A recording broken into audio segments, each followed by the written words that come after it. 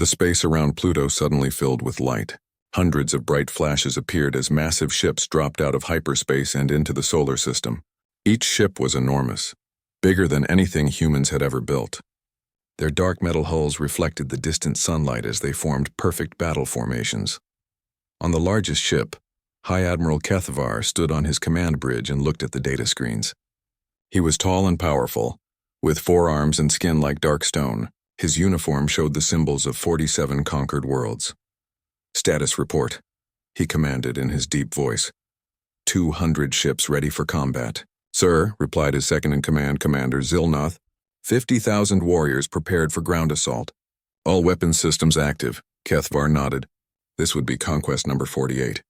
The humans had ignored every warning, just like most species did. They always thought they could fight back. They were always wrong. "Send the final message," he ordered. On Earth, alarms rang throughout the Defense Command Center. Commander Hyun-Soo Park watched the long-range sensors as they detected the alien fleet. 200 massive ships arranged in a formation that stretched across millions of kilometers. "They're bigger than we expected," said Lieutenant Ji-hoon, his voice tight with worry. "Size isn't everything," Hyun-Soo replied, though he felt fear growing in his chest. The alien ships were huge. Each one could probably destroy an entire city with a single shot. The communication screen flickered, and the face of High Admiral HFY appeared. His 4 eyes looked directly at the camera with cold intelligence. "Humans of Earth. I am High Admiral HFY of the 9th Fleet. We have conquered 47 worlds. Your world will be the 48th. You have wasted the time we gave you. Now you will surrender immediately, or we will take your planet by force and kill most of your population." The transmission switched to show the alien fleet. The massive ships moved in perfect formation, their weapons powered and ready. It was a display of overwhelming power designed to terrify any enemy into immediate surrender. Hyun-Soo opened a channel to respond. Behind him, his staff worked frantically at their stations. On screens around the command center, he could see similar scenes at defense stations worldwide. Everyone was scared, but everyone was ready. "This is Commander Hyun-Soo Park of Earth Defense Command. We do not want war, but we will not surrender our freedom. Please reconsider your attack. There is still time for peace." HFY's laugh was a harsh sound that made several humans flinch. "Peace? You have 30 small ships hidden throughout your system. We have 200 warships, each one capable of destroying your entire fleet. You cannot win this battle." "Maybe not," Hyun-Soo said calmly. "But we will fight anyway. Then you will die anyway." HFY ended the transmission. On the moon base, Captain Dong-hyun Cho received the signal he had been waiting for. His 30 ships were hidden behind asteroids and moons, invisible to alien sensors thanks to Somin's quantum technology. "All ships, this is Cho," he said into his communicator. "The enemy is here. Remember your training. Trust your equipment. Make humanity proud." Dr. So-min Lee sat in the main control room for the quantum field generators. Her equipment was spread throughout the solar system, hidden on asteroids and space stations. Each generator was the size of a building and required enormous amounts of power. "All generators report ready," said Dr. Woo Jin. "Good. Phase 1 begins when the shooting starts." So-min's hands moved over her controls. 2 years of theory and preparation would be tested in the next few hours. Jin Woo-nam prepared his computer viruses. The alien fleet was now close enough for him to access their communication systems directly. He had been waiting 2 years for this moment. "All teams ready," reported Hyejin. "We can disrupt their communications, their navigation, and their weapons targeting systems." "Wait for my signal," Jinwoo said. "We only get one chance to surprise them." The 9th Fleet began moving toward Earth. Their ships stayed in tight formation, a wall of firepower that had broken the defenses of dozens of worlds.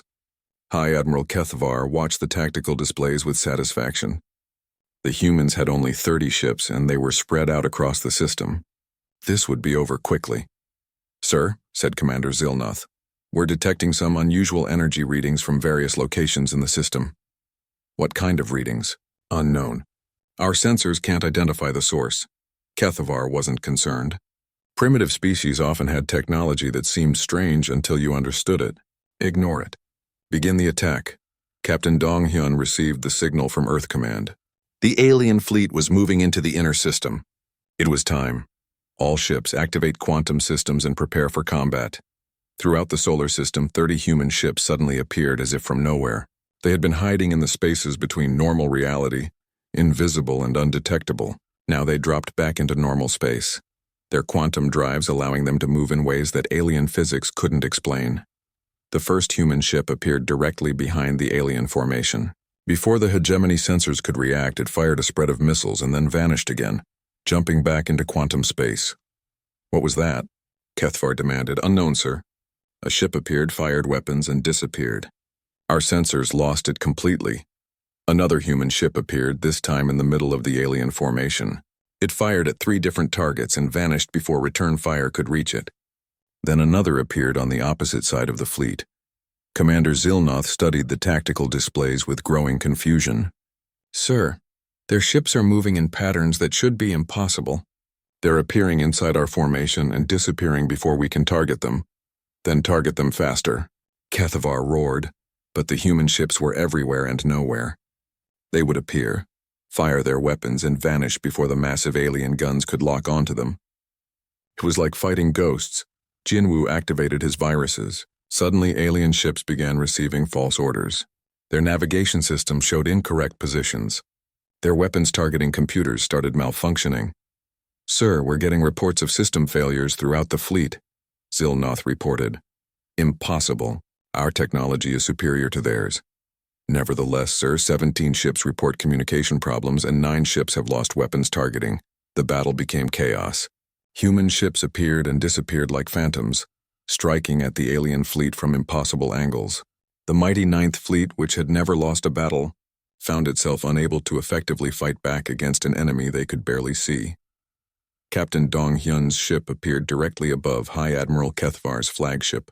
For a moment, the two commanders could see each other through their bridge windows. Then Dong Hyun's ship fired a full spread of missiles at point-blank range and vanished. The flagship's shields held, but alarms rang throughout the bridge. Kethvar realized that everything he had known about warfare was wrong. These humans had technology that made his massive fleet almost helpless. Retreat, he ordered. All ships fall back to the outer system. But even retreat was difficult when the enemy could appear anywhere at any time. Human ships harassed the alien fleet as it tried to withdraw, appearing behind stragglers and disappearing before retaliation could arrive. For the first time in his long career, High Admiral Kethvar was losing a battle. On Earth, Hyun-Soo watched the tactical displays with amazement. The plan was working better than anyone had dared hope. The alien fleet was in complete disorder, trying to fight an enemy that used laws of physics they didn't understand. Phase 2? Asked Lieutenant Ji-hoon. Hyun-Soo looked at the screens showing the confused alien fleet. Not yet. Let them think about what just happened. Sometimes the best weapon is fear. Dr. So-min Lee's hands moved across the control panel with steady precision.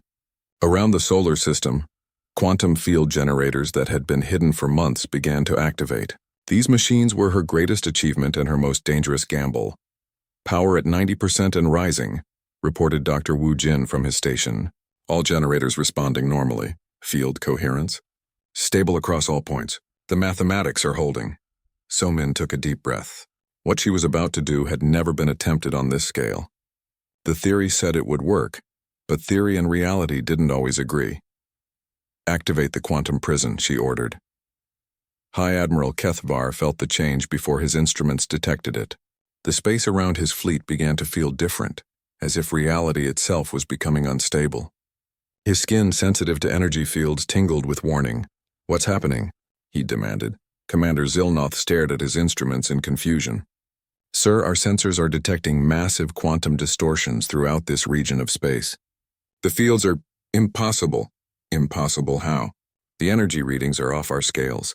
It's as if someone is rewriting the laws of physics. On Earth, Commander Hyun-Soo Park watched the quantum field readings with amazement and terror. The power levels were beyond anything he had imagined possible. Dr. Lee, he transmitted. Are you sure this is safe? Safe is a relative term, Commander, came So-min's reply. But the mathematics are solid. The field will contain them without harming them. And if you're wrong, then we'll have created the largest explosion in human history. The quantum field generators reached full power. Across millions of cubic kilometers of space, The fundamental forces that held reality together began to shift. Space-time itself started to bend in ways that violated everything the Corvin hegemony thought they knew about the universe. Captain Dong-hyun, Cho watched from a safe distance as the alien fleet found itself caught in something beyond their comprehension. His ship's sensors could barely detect what was happening. "Sir," said Lieutenant Min-ho, "the space around the enemy fleet is changing. I can't describe it properly." "Try." "It's like they're being moved sideways from reality. Not destroyed, just displaced." High Admiral Kethvar felt his flagship shudder as the quantum fields took hold. Through the viewports, he could see his other ships beginning to flicker, as if they were becoming less real. "Emergency jump to hyperspace," he ordered. "We're trying, sir," replied his navigator. "But our jump drives won't engage. Something is preventing us from leaving normal space." "Then use the sublight engines. Get us out of this field." But the engines, powerful enough to move massive warships across star systems, couldn't overcome the quantum forces holding them in place. The Ninth Fleet was trapped in a bubble of twisted space-time. Jinmu Nam monitored the alien communications as panic spread through their fleet. His translation computers worked frantically to decode the increasingly desperate messages between alien ships. "They're terrified," he reported to Earth Command. "They don't understand what's happening to them." "Can you still access their systems?" asked Hyunsu. "For now. But the quantum fields are interfering with all electronic systems, including mine." Dr. So-Min Lee watched her instruments as the quantum field reached its final configuration. The alien fleet was now completely cut off from normal spacetime, existing in a pocket dimension that she had created using forces that barely understood themselves. "Field stabilization complete," she announced. "The target area is now isolated from our reality." "What does that mean exactly?" asked President Seo over the communication link. "It means the alien fleet still exists, but they're no longer in our universe. They're in a space between dimensions, unable to affect anything in normal reality." High Admiral Kethvar watched in horror as his flagship's instruments showed impossible readings. According to every sensor, his fleet was nowhere. They existed, but they existed outside of space and time as he understood it. "Sir," said Commander Zilnoth, his voice tight with fear, "we're receiving a transmission from the humans."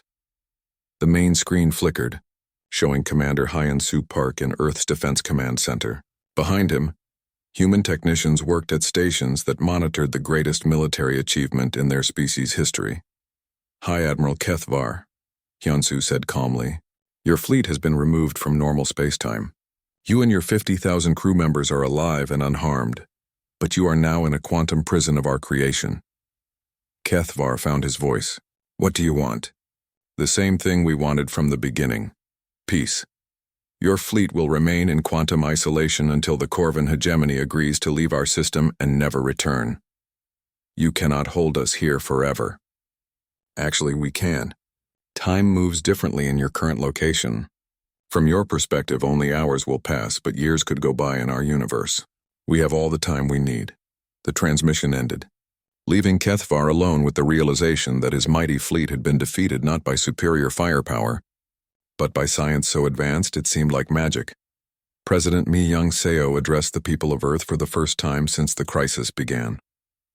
Most humans had no idea that aliens had threatened their world, or that the greatest battle in human history had just been fought and won. "Citizens of Earth," she said, standing in her office as cameras broadcast her words around the world. 3 hours ago, our planet was threatened by an alien invasion force. 200 enemy warships arrived in our solar system with the intention of conquering our world. The reaction was immediate and global. News networks exploded with questions, governments held emergency meetings, and ordinary people stared at their screens in shock. I am proud to announce that Earth's defense forces have successfully neutralized this threat. The alien fleet has been neutralized without the loss of a single human life. We are not alone in the universe, but we have proven that we can defend ourselves. In space, the quantum field generators continued their work, maintaining the prison that held the Ninth Fleet. Dr. So-Min Lee monitored the systems carefully, making sure the field remained stable. "How long can we maintain this?" asked Dr. Woo Jin. "Theoretically, forever. The field is self-sustaining once established. But the ethical questions are more complicated than the technical ones." She was right. Earth now held 50,000 alien prisoners in a form of confinement, that was beyond anything in their experience. They were alive but completely isolated from the universe they had known. Captain Dong-hyun Cho led his 30 ships back to their bases, where crews and engineers began the long process of maintenance and repair. The quantum drives had been pushed to their limits, but they had performed magnificently. "Sir," said Lieutenant Minho, "what happens now?" "Now we wait," Dong-hyun replied. "The aliens know what we can do. The question is whether they're smart enough to learn from it." Jin Woo-nam continued monitoring alien communications, though the signals were growing weaker as the quantum field interfered with their systems. The last messages he intercepted were desperate calls for help sent to the Corvin hegemony's homeworlds, but those messages would never arrive. The quantum prison blocked all forms of communication with the outside universe. As far as the rest of the galaxy knew, the Ninth Fleet had simply vanished without a trace. Commander Hyun-soo Park stood in his command center, looking at the readings that showed empty space where 200 alien warships had been just hours before. Earth had won its first interstellar war, but the victory had come with a price that was still being calculated. Somewhere in a space between dimensions, High Admiral Kethver sat in his command chair and contemplated the end of everything he had believed about warfare, about power, and about the small blue planet that had just changed the balance of the galaxy forever. The Ninth Fleet had simply disappeared, and with them, the old rules of galactic conquest. High Admiral Kethvar stood in his damaged command center, staring at reports he couldn't believe. In 30 years of warfare, he had never seen anything like what the humans were doing. His massive fleet was being torn apart by ships that could appear and disappear at will. "Status report," he demanded, his forearms crossed in frustration. Commander Zilnoth looked at his screens with confusion. "Sir, we've lost 12 ships completely. Another 30 are damaged, but we still haven't destroyed a single human vessel. How is that possible?" "We have the most advanced weapons in the galaxy." "Their ships phase in and out of normal space, sir. Our weapons pass right through them when they're in their ghost state." Kethvar slammed one of his hands on the control panel. "There must be a pattern, find it." But there was no pattern the aliens could understand. Dr. So-min Lee's quantum technology allowed human ships to shift partially into another dimension. They could become like ghosts, unable to be touched by normal matter, but still able to observe and attack when they returned to regular space. Captain Dong-hyun Cho's ship appeared inside the alien formation again, this time near a cluster of their largest battleships.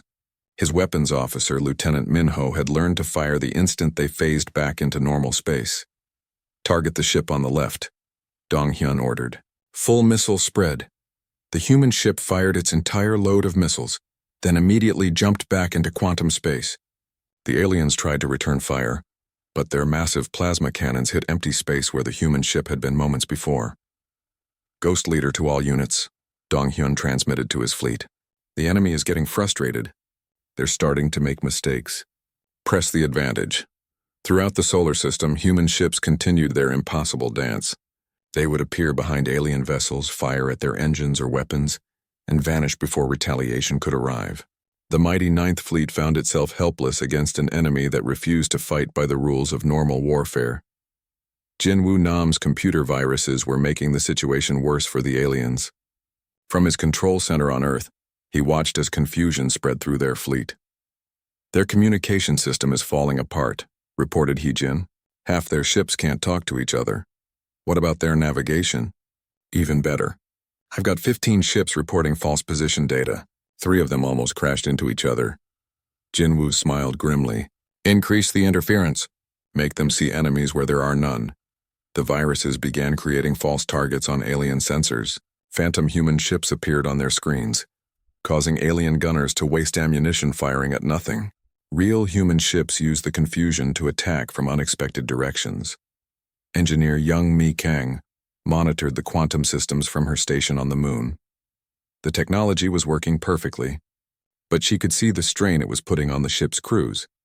"Captain Cho," she transmitted, "your quantum drive is showing stress. You need to reduce jump frequency." "Can't do that, Young Mi. The aliens are adapting. We need to keep moving." "Sir, if that drive fails while you're in quantum space, you'll be stuck there forever." Dong-hyun looked at his instruments. The quantum drive was running hot, but it was still working. "Understood. But we keep fighting."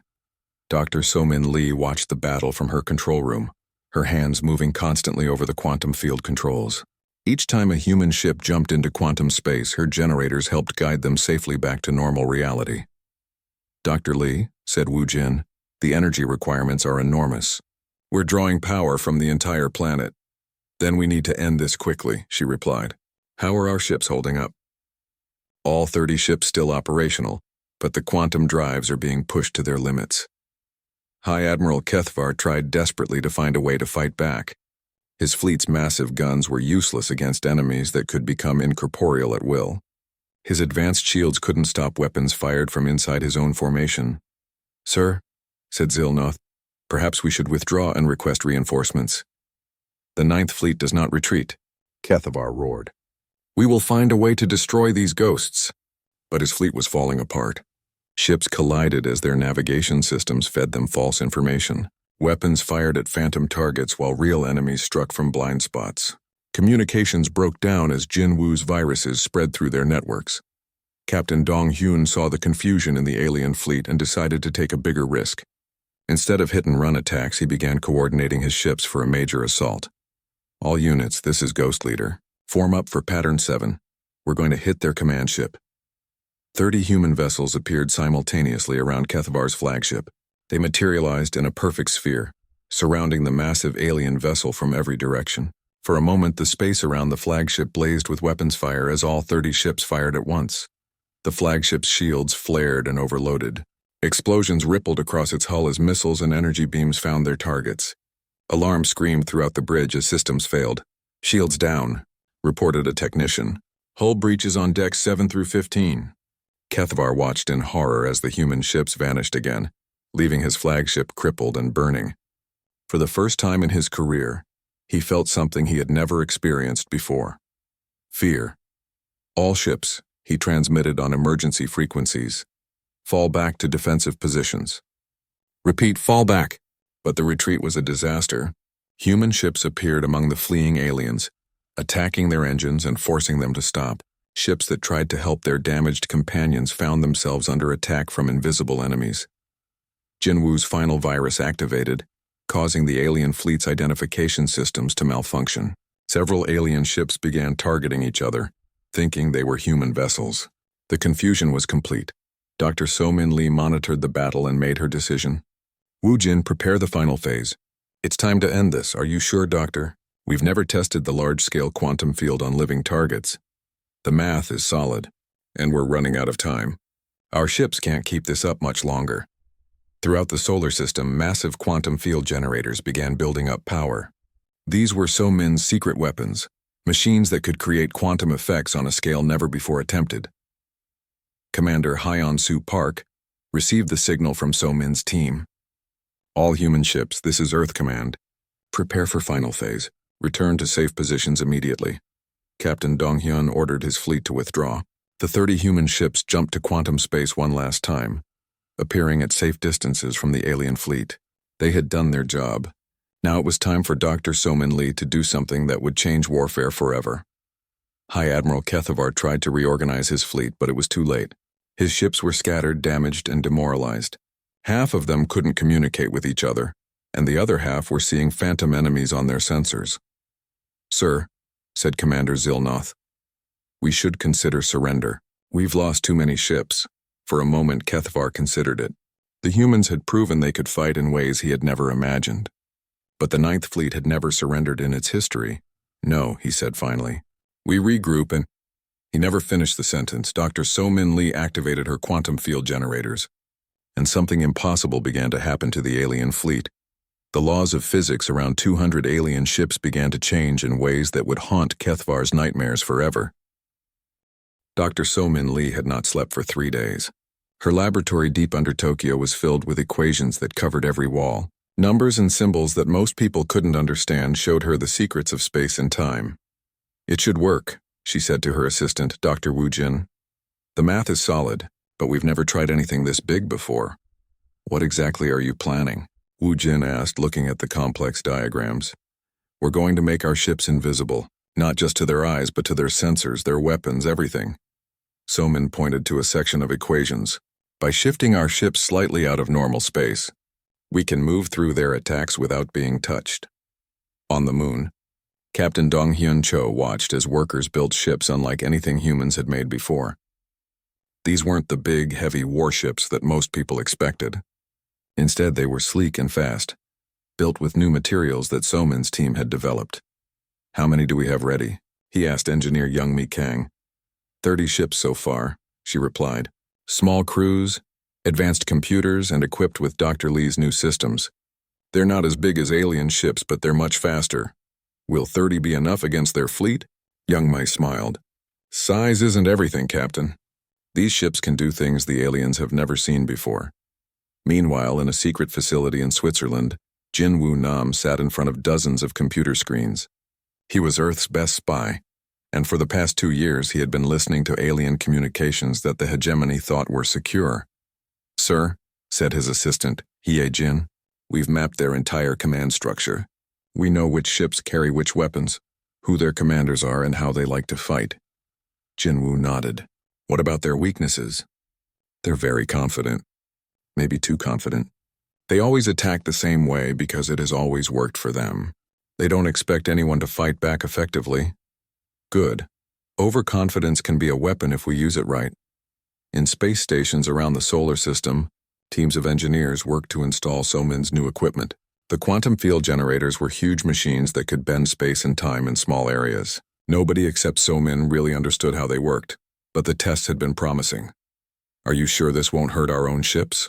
asked Commander Hyun-soo during a video call with Somin. "The math says it's safe," she replied. "But Commander, we've never done anything like this before. There could be risks we don't know about." "What's the alternative?" "Fighting them with normal weapons. We would lose quickly." Hyun-soo thought for a moment. "Then we try your way." President Seo held secret meetings with world leaders. Most people on Earth still didn't know about the alien threat, but she needed help from every nation. "We need every factory, every scientist, every engineer," she told them. "This is bigger than any war we've ever fought." "What if we lose?" asked the Prime Minister of Japan. "Then humanity ends," Seo replied simply. "But I don't plan to lose." Yoonji Kim continued trying to negotiate with the aliens, but their responses were always the same. Surrender or die. She kept talking anyway, hoping to buy more time for the preparations. "Maybe we can offer them something they want instead of surrender," she suggested to Hyun-soo. "What could we possibly have that they don't?" "I don't know yet, but there has to be something." Admiral Taemin Voss contacted them again, this time in secret. His message was brief but important.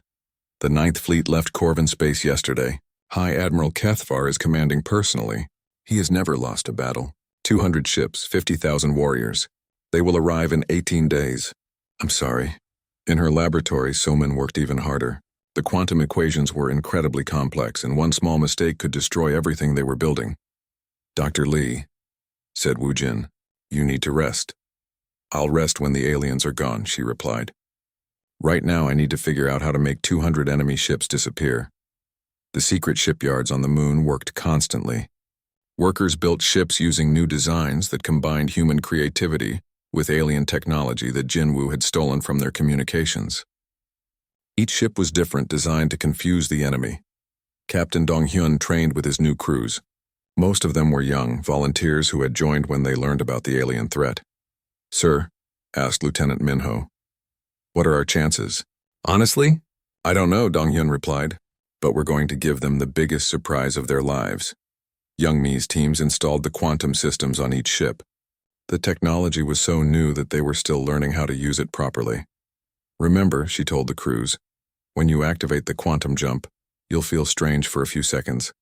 Don't panic. The ship will phase back into normal space automatically." "What happens if it doesn't?" asked a pilot. "Then you'll be stuck between dimensions forever," Youngmi said matter-of-factly. "So let's make sure the systems work perfectly." Jinwoo prepared his final surprise. He had planted computer viruses in the hegemony's communication systems over the past 2 years. When the battle began, he could activate them and cause chaos in their fleet. "Will they work?" asked Ye-jin. "We'll find out," Jinwoo replied. "I've been very careful, but alien computers might be different than I expected." As the days passed, Earth prepared for the biggest battle in human history. But to anyone watching from space, the planet looked normal. People went to work, children went to school, and life continued as if nothing was happening. The aliens were still weeks away, but they sent long-range scouts ahead.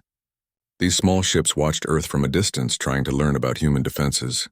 What they saw made them confident. Earth had some satellites and space stations, but nothing that looked like a serious military threat. The humans seemed to be doing nothing to prepare for the coming invasion. The scouts reported back to the Ninth Fleet. Earth would be an easy conquest. They had no idea that human ships were hiding throughout the solar system, equipped with technology that could bend the laws of physics. They didn't know that every alien communication was being monitored and decoded. They couldn't see the massive machines hidden on asteroids and moons that could create fields of twisted spacetime. Most importantly, they didn't understand humans well enough to know that Earth's apparent lack of preparation was actually the most dangerous kind of preparation. In 2 weeks, the Ninth Fleet would arrive expecting to fight terrified primitives with simple weapons. Instead, they would face an enemy that had turned the laws of physics into weapons of war. The warning lights flashed red across the command center. Commander Hyun-Soo Park stood at his station, watching the screens fill with data he had never seen before. The signals were coming from deep space, far beyond anything human technology had ever detected. "Sir, we're getting something," called out Lieutenant Ji-hoon from the communications desk. His voice shook slightly. "It's not from any of our ships or stations." Hyun-Soo walked over, his boots clicking on the metal floor. The Seoul Defense Station had been quiet for months. Earth's military had been preparing for possible threats, but most people thought they were just being careful. Nobody really expected aliens to show up. "What kind of signal?" Hyun-Soo asked. "It's complex, sir. Really complex. But our computers are starting to translate it." Ji-hoon looked up at his commander. "Sir, I think someone is trying to talk to us." The main screen flickered. Strange symbols appeared, then slowly changed into words that humans could understand. The translation was rough, but the message was clear enough. "People of the third planet, you will submit to the Corvin hegemony. Your world will become part of our empire. You have 7 of your days to surrender completely. If you refuse, we will destroy your cities and take your planet by force. This is not a request. This is an order." The command center went silent. Everyone stared at the screen. Hyun-Soo felt his heart beating faster, but he kept his face calm. He had trained for many situations, but nothing like this. "Get me President Seo," he said quietly, "and call the other defense stations. Everyone needs to know about this." Within an hour, the most important people on Earth were talking through secure channels. President Mi Young-seo sat in her office in New Geneva, her face serious on the video screen. Next to her was diplomat Yoon-ji Kim, Earth's best negotiator. "How many ships do they have?" the president asked. "We don't know yet," Hyun-Soo replied, "but the signal is very strong. They must be using powerful technology to reach us from so far away." Dr. So-min Lee, Earth's top scientist, spoke from her lab in Tokyo. "The math doesn't look good. If they can send signals this clear across space, their technology is far ahead of ours. What do you recommend?" President Seo asked. Yoon-ji leaned forward. "We should try to talk to them. Maybe we can avoid a war." "And if talking doesn't work?" asked Captain Dong-hyun Cho from the moon base. Hyun-Soo looked at the faces on his screen. These were Earth's leaders, and they were all looking to each other for answers nobody had. "Then we fight," he said simply. The next day, Earth sent its reply. Yoon-ji had worked all night with the translation team to make sure the message was clear. She stood in the communication center, speaking into the microphone that would send her words across the galaxy. "To the Corvin hegemony, we are humans from the planet Earth. We do not wish for war. We seek peace with all intelligent life. However, we will not surrender our freedom. We will defend our world and our people. Please reconsider your demands. There is room in the galaxy for all of us to live in peace." The reply came faster than expected. This time the alien voice was clearer, as if their computers had learned more about human language. "Humans, you amuse us. We have conquered 47 worlds. We have destroyed fleets that were stronger than anything you could build. Your small planet will fall in days, not weeks. We give you one final chance. Surrender now, or watch your cities burn." But then something unexpected happened. Another voice came through the communication system. This one sounded almost human, but with a strange accent. "Earth Defense Command, this is Admiral Taemin Voss speaking on behalf of the hegemony. I was once human like you. I was taken from a colony ship 20 years ago. I have seen what the hegemony can do. They are not lying about their power." Hyun-Soo grabbed the microphone. Admiral Voss, if you were human, then you know we won't give up without a fight. There was a pause. When Tai Min spoke again, his voice was sad. I remember that about humans. It's what I liked about us. But Commander, I've seen their ships. I've seen their weapons. The Ninth Fleet is coming, and they have never lost a battle. Please save your people. Surrender while you still can. How long do we have? Hyun-soo asked. 3 weeks, maybe 4. They're moving fast. The communication ended. The command center was quiet again, but this time it felt different. Now they knew this was real. Enemy ships were coming, and they were much stronger than anything Earth had. President Seo called an emergency meeting. All of Earth's leaders gathered by video link. Military commanders, scientists, diplomats, and politicians all stared at each other across their screens. Options? The president asked. We could evacuate, suggested General Park from Australia. Get as many people as possible to the outer colonies. And let them take Earth? Captain Dong-hyun shook his head. This is our home. Dr. So-min looked thoughtful. There might be another way. I've been working on some theories about space and time. If we had enough time and resources, what kind of theories? Hyun-soo asked. It's complicated, but maybe we don't have to fight them the way they expect us to. Eun-ji spoke up. We should keep trying to talk to them. Maybe we can find a peaceful solution. And we should prepare for war, added Dong-hyun. Just in case talking doesn't work. President Seo nodded slowly. We'll do both. Hyun-ji, keep trying to negotiate. Everyone else, start preparing. If we're going to fight, we need every advantage we can get. Over the next few days, strange things began happening around the world. Military factories started working day and night. Scientists disappeared into secret laboratories. Ships began moving to hidden positions throughout the solar system. But to anyone watching from space, Earth looked the same as always. Cities continued their normal routines. People went to work and school. Most humans didn't even know that aliens existed. Only a few hundred people knew that in 3 weeks, the most powerful fleet in the galaxy would arrive at Earth, and even fewer knew that. Humanity was already preparing to do something that had never been done before. The Corvin hegemony thought they knew everything about humans. They thought Earth would surrender or be destroyed quickly, like all the other worlds they had conquered. They were wrong.